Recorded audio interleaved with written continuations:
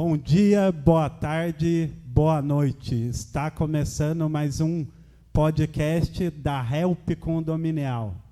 Eu sou Valdemar Pereira e hoje estou com alguns amigos meus. Hoje o papo vai ser de suma importância na área condominial. Vai envolver a parte de perícia, de avaliação de imóveis. Então, você que quer comprar um imóvel, adquirir um imóvel, você, síndico, para orientar os moradores, fica atento nesse bate-papo, que ele vai ser muito bom. Antes de apresentar os nossos amigos, vamos falar dos nossos patrocinadores, que sem eles nada disso seria possível. Pilares Condominiais, minha, Valdemar, Garante Taubaté, da nossa amiga Juliana, VIP Vale Seguros, do nosso amigo Everaldo, CM Vale Engenharia, do Wallace, Lima Coberturas, E-Virtual, Portaria Remota e Rashid Advocacia. E agora eu passo a palavra para os nossos convidados, se apresentem, falem um pouco da sua experiência na área, de para onde veio, para onde vai, como está. Boa tarde. Ô Valdemar, obrigado pelo convite, da gente estar batendo esse papo aqui. A minha área de perícias, ela tá mais centrada em perícias judiciais, que é a minha origem, que eu comecei na área de perícias. Então, trabalhei muitos anos como perito, e com esse tempo você acaba também trabalhando sem ser como perito na área pericial, e que tem N tipos de perícias, né? Você não tem hoje, no caso nosso de engenheiro civil, uma perícia específica. Ela é muito variável. Então, você tem avaliações de imóveis, e aí entra desapropriações, reintegrações de posse, servidão, enfim. O leque é muito grande na perícia. E a gente está há 40 anos nisso, você acaba passando por N situações de tipos de perícias, inclusive de patologias, né? E com isso você vai aprendendo, e o aprendizado, ele nunca termina, né? Ele é diário, né? A cada perícia você aprende com os colegas. No né? dia a dia você aprende, né? No dia a dia você aprende muito, inclusive com os colegas. Por exemplo, voltando aqui na perícia, quando você é perito do juiz, por exemplo, os peritos nomeados pelo juiz, eles têm os assistentes nomeados. Sim. Né? E esses assistentes, os colegas assistentes, muitas vezes, e tem a função disto, né, de auxiliar uma conclusão de um processo, a gente aprende muito com eles também, né? Porque ninguém é meio que dono da verdade. Sim. E cada um tem uma visão e um aprendizado com o tempo. Só um pouquinho. Esqueceu o seu nome, o principal. O meu nome é Milton Fernando Barbosa, né? Voltando aí, estou há 40 anos, se não me falha a memória, a primeira perícia que eu fiz foi em 78, se não me falha a memória, e confesso que quando me convidaram para fazer uma perícia, eu praticamente não soube, até perguntei o que é perícia. Aí eu fui aprofundar e estudar, como estudamos até hoje. Sim. Né? Como estudamos até hoje. Aquele que não estuda e não está atualizado com as coisas, ele se perde pelo caminho. Para no tempo. Para no tempo.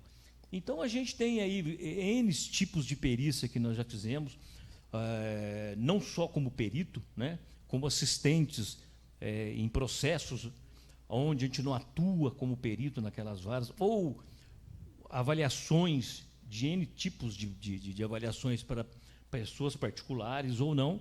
Então, a gente acaba aprendendo e estamos aqui para bater um papo aí com o pessoal. Beleza, já guarda que tem bastante coisa para falar. Se apresente para a gente. Alô, Valdemar. Primeiramente, queria te agradecer o convite para a nossa presença. Tá? Meu nome é Ricardo Luiz Rion de Costa. Eu sou engenheiro faz mais de 50 anos. formei em 72 e tive uma carreira muito diversificada em termos de atividades técnicas, né? Ora em condução de obra, ora na parte jurídica, porque eu também trabalhei 15 anos na Prefeitura de São Paulo, ora em questões financeiras, fui controller de uma grande empresa, trabalhei na liquidação do Banco Auxiliar. É agora que eu, como dizem, pendurou a chuteira, né? Então, estou me dedicando a uma nova atividade que é muito rica, né? Eu tenho alguns pontos que eu posso aproveitar, como disse o meu amigo Barbosa aqui, e você também, a gente está aprendendo todo dia, né? Sim. Ou no sentido clássico da palavra, de pegar legislações, normas, códigos, que tudo isso é muito importante na nossa atividade, como aquela velha história, né? Quer dizer, é vivendo que se aprende, né? Sim. Vão conhecendo as pessoas, os problemas, a sociedade, né? E esse conjunto todo é que faz o nosso conhecimento, que nos permite ser uma pessoa útil, né? Colaborar na solução de problemas. Sim. Nós, como peritos, quer peritos judiciais, quer assistentes, etc., o nosso papel é procurar soluções, Sim. não problemas, certo? Dizem que o inteligente não é o homem que tenta resolver problemas, é aquele que evita que os problemas sejam criados. Sim. Então, vocês estão vendo aqui que hoje o gabarito está alto, né? O sarrafo está elevado. Vamos começar. Duas pessoas que eu conheci aí na área condominial, que tem um vasto conhecimento da área. E vamos começar a fazer as perguntas difíceis. Aí já é com o Ricardo. Começar com uma tranquila. Para o pessoal da área condominial, vamos lá, perícia, perícia, perícia. O que é perícia? É os olhos do juiz, certo? Na realidade, o assistente técnico é o olho do juiz. Mas o que é perícia? A condominial, ou seja, ela qual for, o tipo de perícia, nós somos a extensão da justiça, nós somos os olhos do juiz. Sim. Né? Nós temos esse dever de trazer nos autos, quando nomeado perito, a realidade dos fatos, né? O que acontece, o que aconteceu, o que poderá acontecer às vezes. Depende do tipo da perícia que nós estamos fazendo. Porque o assistente técnico, cada condomínio ou cada parte contrata um assistente técnico, mas o assistente técnico ele não é imparcial, né? Os olhos do juiz, o perito que é nomeado pelo juiz, ele tem que ser imparcial. Ele não beneficia nenhuma das duas partes. Ele vai pelo certo, pelo que a norma fala. É obrigado a ser imparcial. Sim. Senão ele não é perito. Sim. Né? Senão ele não é perito. Até estava conversando com um colega hoje, que às vezes as pessoas, quando se trata de um condomínio de prédio, às vezes tem uma perícia e a pessoa é muito amiga do construtor ou de quem construiu a casa. Então, se ele tem esse problema de ficar à vontade numa perícia, no caso do perito, ele tem que declinar. Ou se ele já prestou os serviços para alguém e ele é nomeado num processo onde esse alguém é uma das partes, ele tem que declinar. Sim. Porque já prestou. Ele quebra a imparcialidade. Ele quebra a imparcialidade. O perito, ele tem que ser obrigatoriamente imparcial. Sim. Né? E, normalmente, os assistentes, quando nomeados, eles já preparam para os defensores os quesitos. Né? Já são formulados os quesitos, seja de patologias, seja numa desapropriação, seja numa servidão, seja no uso capião, seja qual tipo de ação. Mas vamos lá. Quesitos, para quem não conhece, é as perguntas que nós fazemos tecnicamente para o perito. Para o perito. E com essas perguntas, o perito vai responder e, em cima disso, vai se embasar a resolução, o resultado da perícia, lógico, tecnicamente. não são colocadas perguntas e a resposta do perito não pode ser suposição, tem que ser baseada em norma. De forma nenhuma pode ser suposição. E quando formulados os quesitos pelos colegas, o perito vai responder nos autos, e não há uma discussão, como a gente sempre fala, e alguns colegas falam, quando começa uma discussão no local da perícia, ali não é o palco para isso. O palco é para que todos façam os levantamentos e depois é traduzido nos autos aquilo que o perito conclui. Porque o que interessa é o que está escrito, É o que está escrito. E dá as respostas aos colegas, que têm direito à tréplica, que têm direito a discordar ou não, mostrando os fatos tecnicamente o porquê que ele discorda. Sim. E isto, voltando um pouco ao que eu falei atrás, o fato de você ser o perito não te dá autoridade, porque eu sei, o que eu falei está correto. Tem que ser o mais possível próximo do correto. Mas podemos nos enganar. Aí está a função dos assistentes. Muitas vezes os assistentes nos alertam de uma coisa que você escreveu não bem entendida ou não, e você refaz a sua informação, mas sempre buscando o esclarecimento total dos fatos. Sim. Isso aí você é o olho do juiz, né? Você é o olho da justiça, não do juiz, você é o olho da justiça. Você está ali representando o que de melhor pode tecnicamente colocar nos autos. E isso é muito longo, né? A gente estava aqui batendo um papo, se fosse citar como exemplo, você teria que ser um podcast aqui de 5, 6 horas. Mas, voltando na sua pergunta, nós somos o olho da justiça. E, obrigatoriamente, temos que fazer o levantamento de tudo aquilo que está colocado nos autos, levar para os autos a nossa conclusão. Sim. Então, é basicamente isso a função da perícia. Lógico, a gente está sintetizando, vai muito mais além. Exatamente. Chega a demorar... O prazo que mais demorou um laudo pericial seu foram quanto tempo? Anos? Para chegar na resposta de tréplica e de resposta. Aí tem o problema processual, né? Que você não tem o controle sobre isso. Você, às vezes, faz uma perícia e entrega, por exemplo, agora que nós estamos em julho. Mas aí tem o problema processual, né? Até você ser intimado novamente, até as partes esclarecer novamente. Muitas vezes você tem que voltar ao local para refazer alguma coisa que você ficou em dúvida. Ótimo que o perito faça isso. Não é sempre, mas você pode fazer quantas vezes for necessário, buscando a claridade dos fatos. Agora, quanto tempo demora uma perícia para ela terminar e o processo julgado? Aí é um problema jurídico processual, que o perito não tem o controle disso. Sobre isso. Sobre isso. Sim. Né? Ele entrega o laudo, eu estou falando quando perícia, né? Quando Sim, a gente está sim. atuando como perito. Como perito. Quando você entrega o laudo, as partes contesta ou não, ou concorda com o seu laudo, e assim aí volta para o perito torna a manifestar sobre o que os colegas falaram e dá o seu veredicto de novo, mantém seu laudo ou altera alguma coisa, se for o caso, né? Se for para melhor esclarecimento, ele muda as suas palavras, buscando, repetindo, o melhor entendimento do caso. Sim. Mas o término para uma perícia, aí não depende do perito. Sim. Agora, mudando um pouco para... Daqui a pouco eu volto com mais pergunta. Vamos lá. Primeira pergunta.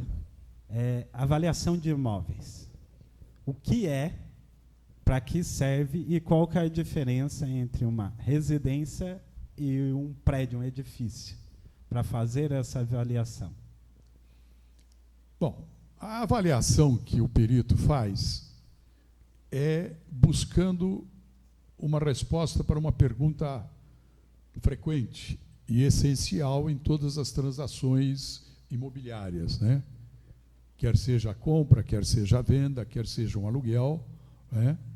E que é você determinar um valor mais próximo possível do valor real, porque às vezes também tem fatores que modificam muito o valor de uma determinada propriedade em pouco espaço de tempo, né? Então, você está sujeito desde as circunstâncias da economia, não é isso? Se ela está em alta, se ela está em baixa, sim, se ela está dinâmica, se ela está dentro de uma pandemia, como nós tivemos essa tragédia há pouco tempo atrás, né? Que envolve toda a sociedade, consequentemente a economia e, consequentemente, o valor desses imóveis, certo? Esses imóveis podem ser qualquer tipo de imóvel. Pode ser uma casinha, pode ser um apartamento, pode ser o prédio inteiro, às vezes, tá certo? Pode ser uma fazenda, uma chácara. Então, o que esse estudo pretende fazer é dar aos elementos envolvidos uma base técnica para a discussão de preço. Às vezes, inclusive, não é só o comprador, o vendedor. Você tem problemas de herança, certo? Certo. Os herdeiros discutem qual seria o valor de cada imóvel, não é isso? Sim. E um acha que é 20, outro acha que é 30, né? Então, o estudo nosso é para que exista um argumento técnico, certo? Do que seria o valor. Outra coisa é que se procura nessa questão toda o chamado valor de mercado. Tá? Na construção civil, você precisa ter muito cuidado. Quando você tem um terreno, o que você coloca em cima dele? Tá? Por exemplo, você tem um bairro, em qualquer cidade, pode ser São José, pode ser São Paulo, não interessa. Toda cidade tem bairros mais valorizados, sim, e bairros menos valorizados. Se você pega um bairro menos valorizado e vai construir uma mansão, você vai acabar tendo um custo maior do que o valor de mercado. Sim. Depois da obra pronta, você diz, não, mas eu empreguei 5 milhões nessa obra. Sim, cidadão, mas você não vai encontrar ninguém que pague mais do que 2. E vice-versa, né? Quer dizer, você tem um terreno altamente valorizado, né? Num bairro residencial nobre, às vezes, como está se tornando cada vez mais comum, condomínios fechados, e etc., etc., e você vai fazer uma casinha de 100 metros quadrados mal construída. Uma coisa é incompatível com a outra, certo? Sim. O valor que o terreno tinha deixou de ter.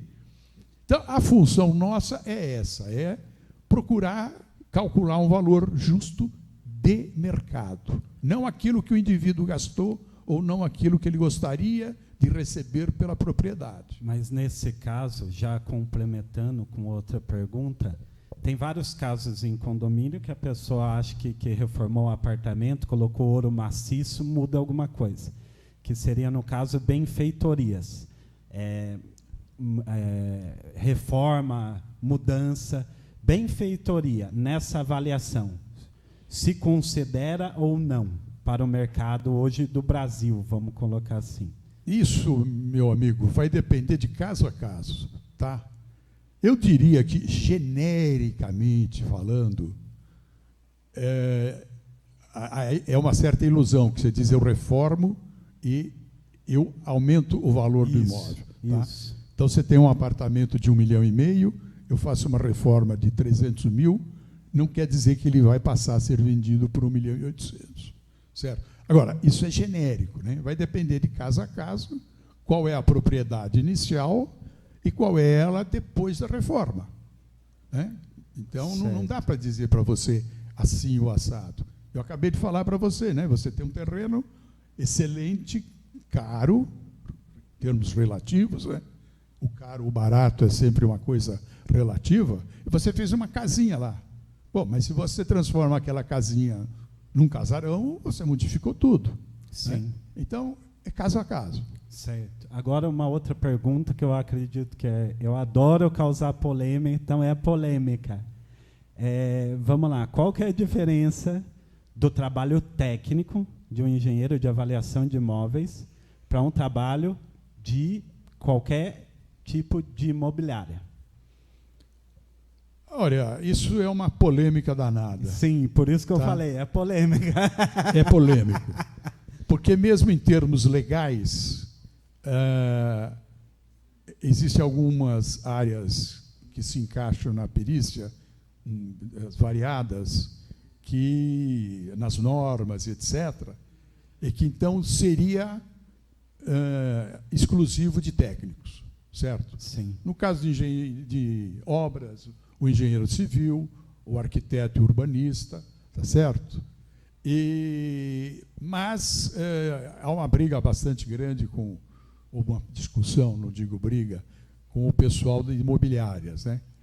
A diferença básica é que o corretor, tudo bem, ele é um homem que está ali no dia a dia, né? Ele talvez possa ter até maior sensibilidade do que nós técnicos, né? Agora, a grande diferença é que nós, como técnicos, nós temos metodologias científicas, certo? Que o corretor não usa, certo? Sim. Ele usa a sensibilidade dele, o que ele está vendo dele, ou de colegas, as últimas transações e etc. e tal, né? Nós temos uma política mais elaborada de fazer isso, certo? Até por norma, né? Tem várias metodologias de você chegar na conclusão do imóvel, né? Uma das mais usadas em avaliação é um sistema estatístico, né? Cuja base teórica é a parte da matemática que cuida da estatística, né? Sim. E que você aplica depois essa base teórica na prática, né? E é uma calculeira desgraçada. Eu te digo isso porque se eu for fazer essa calculeira na mão, eu vou levar 3 meses. Sim. Então, você, além de se servir dessa teoria e, obviamente, dos dados técnicos que essa teoria envolve, você tem que ter a ajuda da computação. Aí, num toque de uma tecla, é feita uma conta que você levaria 1 mês para fazer. Sim. E o corretor, o Valdemar, o que o Ricardo perfeitamente descreveu, o corretor tem um valor fundamental no mercado, né? Lógico, e por isso se chama corretor. E ele, no dia a dia, ele consegue chegar e dizer que um imóvel custa 1 milhão. Estou dando um exemplo. Nós, por exemplo, você pega a 14653 da BNT. Sim. Nós mostramos tecnicamente, empatamos até com o corretor, em muitos casos, né? com o valor que ele fala. Nós mostramos tecnicamente por que vale 1 milhão. E o corretor, com o seu conhecimento do dia a dia, vende e compra, ele acaba tendo, como disse o Ricardo, a sensibilidade daquele valor. Ele é extremamente importante no mercado porque ele está no dia a dia, ele está aquecido no mercado. Agora, tecnicamente, nós mostramos também que aquele imóvel custa X reais, tecnicamente mostrando. E outro ponto que envolve a técnica, que é fundamental, que é além de quantificar, de determinar valor, é o quê? Pelo Código Civil, qualquer comprador de imóvel pode ter um engenheiro da confiança dele para fazer tal avaliação, que vai muito além da parte que a gente está falando, do preço do custo, que vai na parte técnica, para dizer se tem algum problema, se vamos dizer assim, teve casos que eu vi que o quê? Que gente compra uma casa que fala que pode ser um sobrado, e não pode, a estrutura dela não aguenta. Existe muito isso. E a questão é que o quê? Quando se tem um acompanhamento técnico de engenharia, tanto na parte de quantificar valores, quanto na parte de determinar se é viável ou não, auxilia bastante. Está vendo, meu amigo síndico, minha amiga síndica? A ideia aqui é mostrar que o quê? Que o morador, que às vezes fala, meu imóvel vale 1 milhão, a hora que chega lá não é bem isso. Então, tem toda uma parte técnica para valorizar o condomínio. E é aquilo que foi falado, benfeitorias ajudam, mas não é, muitas das vezes, a ponta do lápis. Isso é importante. E então, tome cuidado com as lendas urbanas. E muitas vezes, o engenheiro, pela sua formação, ele chega, vai avaliar uma casa, por obrigação e dever dele, de formação, ele olha e já vê vários tipos de patologias que às vezes o leigo Sim. não vê. Né? Às Sim. vezes o leigo não vê. E o engenheiro, quando vai fazer essa avaliação, ele muitas vezes ele já enxerga. Uma patologia que eu sempre falo para o pessoal olhar quando vai comprar uma residência é o problema da umidade que vem do solo. Ascendente, infiltração ascendente. E como nós brincamos, às vezes, quando a gente está batendo papo, e quando isso existe e às vezes o comprador não vê, ele tem duas possibilidades de corrigir isso. Derrubar ou derrubar. A gente brinca com isso. Sim. Hoje está certo, que existe várias maneiras de se atenuar isto, né? Essa umidade. Mas é um problema sério, que muitas vezes o comprador não vê. Eu estou falando entre centenas, às vezes. Sim. E isso é importante que o engenheiro, quando um comprador vai comprar um imóvel, que ele tenha uma opinião de um técnico sobre aquele bem que ele está comprando. Sim. Né? E principalmente quando ele já está mais usado.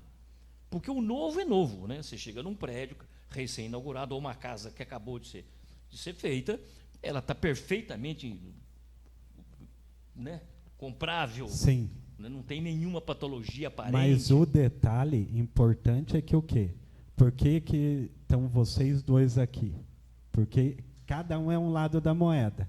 Quando aquele lado ali falha, entra você, porque daí o comprador vai se sentir prejudicado e vai para um processo.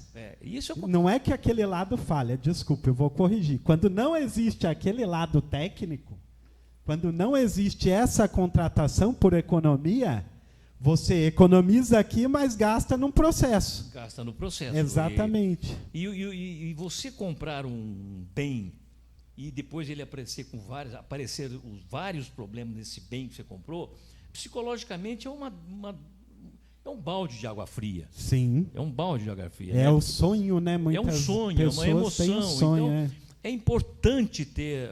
Nós estamos saindo um pouco agora da palavra valor, né? Que Sim. nós estávamos falando do corretor, do engenheiro, que tem suas funções, lógico, mas a opinião de um técnico, de um engenheiro ou de um arquiteto naquele bem que ele está comprando é primordial. É primordial. Né? Seja condomínio, seja prédio, seja casa, é primordial. Para isso, nós nos formamos para dar essa contribuição e, por isso, nós estudamos para ser também nessa área de perícias e avaliações. Sim. Mas é importante a presença do engenheiro sempre. Sim. Então, a gente escuta muito e muita gente liga para nós, como liga para você e tal. Escuta, eu comprei uma casa, agora está parecendo uma trinca. Eu comprei um apartamento menos, né? Porque o prédio ele tem uma trinca num apartamento novo no 10º andar, raramente você vai ver. Sim. A não ser que tenha um problema estrutural. Ou por movimentação com ou por movimentação. Agora, a casa ela é mais propensa a isso. Ela é mais né? propensa a aparecer, porque ela é uma construção única. Então, e acontece muito disso, de você verificar isto em casas térreas. É importante ter o acompanhamento do técnico. E, outra coisa, o responsável técnico pela construção. Era isso que eu ia chegar. Quando você pega perícias, independente da que seja condominial ou convencional, que envolva falhas, seja ela de desabamento ou de evacuação, independente da que for. Quantas vezes você faz essa pergunta de se tem um responsável técnico e quantas vezes você recebe a resposta sim, como perito? Difícil, né? Isso é muito variável. Hoje em dia, eu diria para você que os casos que eu estou vendo, dificilmente hoje não tem mais o responsável técnico. Sim, o responsável técnico, no caso, é o engenheiro, o arquiteto, que acompanha aquela obra do começo ao fim ou aquele trabalho. Que seja responsável pela obra. Sim, de execução. Porque tem o responsável pelo projeto, sim. Às vezes ele é responsável pelo projeto e responsável pela construção. ou às vezes o projetista é outro e o responsável pela construção é outro. Sim. Mas é importante que o comprador ele pergunte qual é o responsável técnico pela construção. Se tem a RT recolhida, se teve o acompanhamento da obra, porque se não teve, e amanhã depois dá problema, você fica difícil da culpabilidade. Sim. Tecnicamente falando, porque não tem um responsável técnico por aquela obra. Mudando um pouco agora, seu Ricardo, fala um pouco sobre que conselho o senhor pode dar para quem for comprar, para quem está vendendo, como minimizar, como aliviar problemas, evitar dor de cabeça para que chegue até o Milton. Justamente como eu acabei de falar na primeira participação, é mais inteligente aquele que evita problemas do que aquele que vai resolver problemas, né? Então, como nós todos técnicos aqui sabemos, para quem compra, ele deveria se assegurar da segurança legal, da segurança técnica e da segurança comercial. Certo? São 3 pilares que o comprador deveria observar para não, desculpe o termo, não cair do cavalo. Sim. Certo? Concordo. Então, primeiro, a questão legal, né? É uma coisa básica aqui no Brasil, existe até um dístico entre o pessoal da advocacia, quem não registra não é dono. E, por incrível que pareça, muitas e muitas pessoas não conhecem isso. Então, às vezes, inclusive, o fulano fala, não, eu fui e passei uma escritura.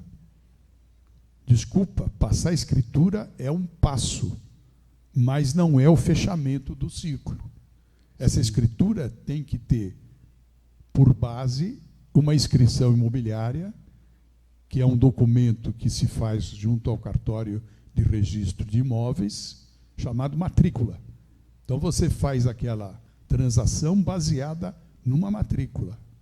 E depois que você fez a transação, né, a chamada escritura, você tem que levar essa escritura para esse cartório e ele vai dizer, olha, essa propriedade que era do Valdemar, ele vendeu para o Ricardo. Então, hoje, o dono é o Ricardo. Porque sem isso, eu não sou dono. Sim. Tá? O segundo pilar dessa história é como vocês estavam conversando, os detalhes técnicos, né? Quer avaliar, verificar, inspecionar, ver se tem algum problema estrutural, físico que possa afetar o imóvel. Hoje em dia é muito comum problemas que não está nem no estrutural, né? Mas é uma instalação elétrica que não funciona, é uma instalação hidráulica. Outro dia eu fui fazer uma perícia num prédio novo, né? E o cidadão não tinha construído a caixa d'água subterrânea, só a superior. Aí deu um problema danado. Quer dizer, existem problemas de várias ordens, né? Sim. Hoje que você tem muita coisa elétrica, você tem que ver a tubulação e etc. e tal. Então, é a segunda base, né? E a terceira base é essa do valor, né? No final da história, o valor fica em terceiro lugar. Você tem que ver primeiro os 2 fatores para ver, bom, eu vou comprar, agora nós vamos discutir valor. Porque senão você nem pensa em comprar, né? Sim. O ideal é que o comprador seja alertado desses problemas, né? Vamos falar de novo dos nossos patrocinadores. CM Vale Engenharia, Garante Taubaté, Lima Coberturas, Dr. Eduardo Rachid, E-Virtual, Portaria Remota, Pilares Condominiais, VIP Vale Seguros. E eu sei que o papo tá bom, a hora passa, a hora voa. Como eu falei, se a gente for conversar sobre perícias... não, a gente vai ter que ter mais podcast aqui sobre esse tema. Fica o meu convite para a gente marcar outras horas para outros podcasts. Lógico. E para, infelizmente, para encerrar, qual é o seu recado para as pessoas, seja da área condominial, da área técnica ou não. Que recado que você pode deixar? O recado, vocês basicamente deixaram o recado aqui do começo ao fim, conhecimento, a parte de comprar, foi uma excelente aula. Mas para encerrar, mais um recado de cada um de vocês. Eu acho que até você usou essa expressão aí, a economia na compra tem que estar atrelada na economia, na técnica e na boa qualidade daquilo que ele está comprando. Sim. E como nós estamos falando de imóveis, né, basicamente de imóveis, e também pode ser para terrenos, tem que saber a origem do terreno, se o terreno, enfim, todos os problemas, inclusive hoje, ambientais, a pessoa tem que tomar cuidado e prestar atenção naquilo que está comprando, senão vai custar muito mais caro da economia que ele tentou fazer. Sim. Né? Eu vou tentar comprar barato e esse barato pode sair muito caro. Então, e nós técnicos, né, inclusive até os próprios corretores que estão auxiliando lá quem está comprando, buscar mais informações do objeto que ele está comprando, para ele ter segurança total naquilo que ele está comprando. E esse é o recado que eu dou para quem nos está nos ouvindo, que não deixe de consultar a gente, os técnicos, para que dê um balizamento total naquilo que está comprando e o sonho dele, assim como o nosso, seja realizado. A gente não tem aí o balde de água fria, como disse o Ricardo, para que não caia do cavalo. Sim, isso aí é o recado que eu dou para as pessoas e nós estamos aí à disposição. Seu Ricardo, hoje, no dia do aniversário dele, está aqui fazendo podcast com a gente aqui. Qual que é o recado que o senhor pode dar? O meu recado é o mesmo aqui do Fernando, quer dizer, as pessoas às vezes acham que o engenheiro, o arquiteto é um elemento caro, certo? Então, tem pessoas que dispensam um engenheiro até para fazer a obra. Sim. Tem no que o Fernando estava falando. Cadê a RT? Cadê o projeto aprovado na prefeitura? E etc. Né? Porém, se a gente for analisar com uma questão de bom senso e com honestidade da parte desses técnicos, o trabalho do técnico ele se paga, certo? Sim. Você vai fazer uma obra, o leigo vai gastar 1.200.000. Eu vou gastar 1 milhão. Por quê? Porque eu sou mágico? Não. Por quê? Porque eu sou santo? Não. É que você usa melhores técnicas, melhores materiais, certo? Você economiza, certo. Uma economia racional, não boba, né? Uma economia técnica. Esses 200.000 de diferença é muito mais do que custaria o pagamento do engenheiro, entende? Sim. Então, é uma coisa que precisa ser vista com uma visão global dos problemas, né? Sim, concordo plenamente. Obrigado. O Milton sabe, seu Ricardo deve saber o tanto de tempo que eu estou querendo esse podcast, porque é uma aula e eu queria transmitir essa aula para várias outras pessoas que estão nos ouvindo ou nos assistindo. Espero que tenha sido um conteúdo de grande valia. Para quem não tem, me procure para o Almanaque da Manutenção Preventiva. Eu vou até o seu condomínio e entrego para você. Hoje é aniversário do seu Ricardo, ele vai ganhar um autografado ainda. Por enquanto, o autógrafo não vale nada. Talvez um dia, com R$10, você compre uma Coca-Cola junto com o autógrafo. Não, eu ouvi dizer que essa dedicatória aí hoje está tendo fundamental importância nos meios aqui de São José dos Campos. Ah, sim. Graças a Deus, estamos trabalhando para isso. Obrigado pela presença de todos. Obrigado pelo papo. Obrigado. Até o próximo podcast aí, pessoal.